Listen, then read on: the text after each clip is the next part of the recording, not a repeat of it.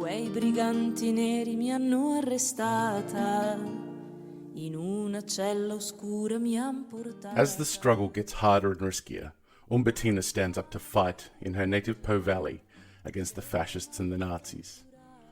She is one of the many peasant women, or factory workers, or intellectuals who find in this call to action a glimmer of hope for their future, and their children's, and for the world to come.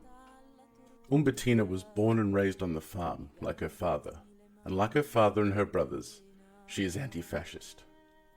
War. Her brothers are sent to the front, and the hands are taken from the land. Poverty bites.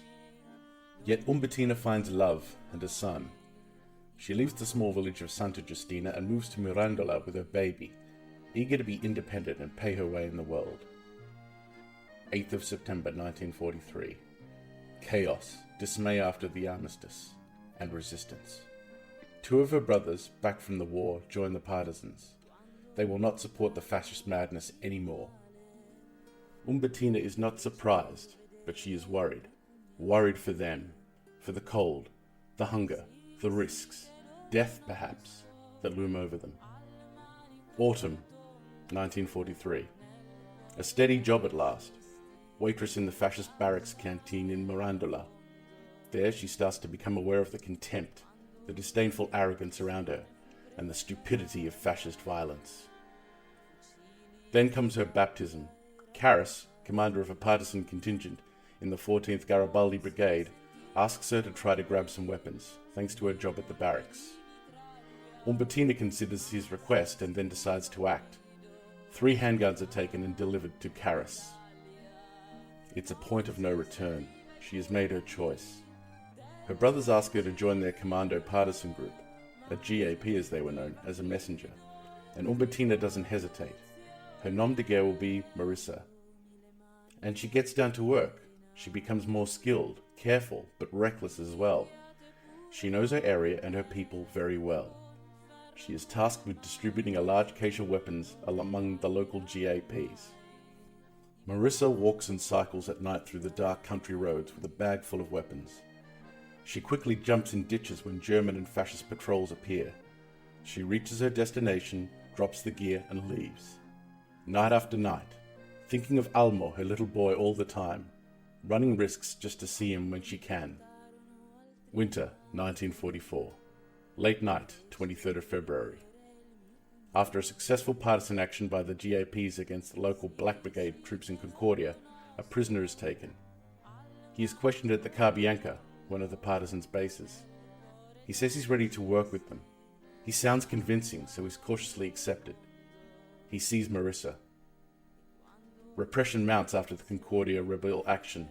Several are held and tortured. Some are killed.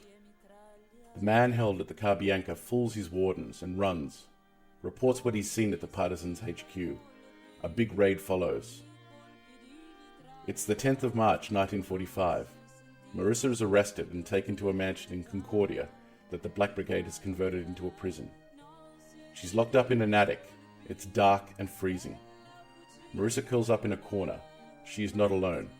Other women are there, raided by the fascists. She can't stop thinking of her comrades, her son, her brothers. The door opens. She's taken downstairs. I must not speak. I must not speak. And she doesn't, in spite of the beatings and tortures going on for hours.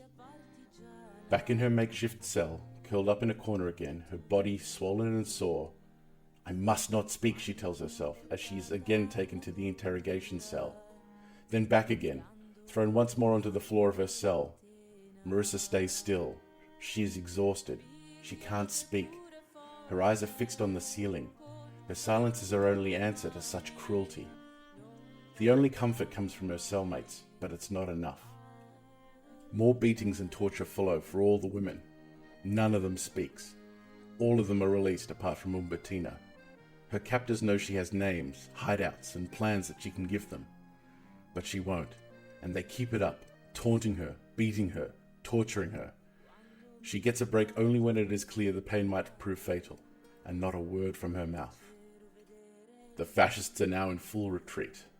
On March 29, 1945, they finally leave the house where they are holding Marisa. She is pushed inside the back of a lorry, shouted at and beaten, even on the road to Verona. Her resistance to them is a terrible affront. It is an ordeal.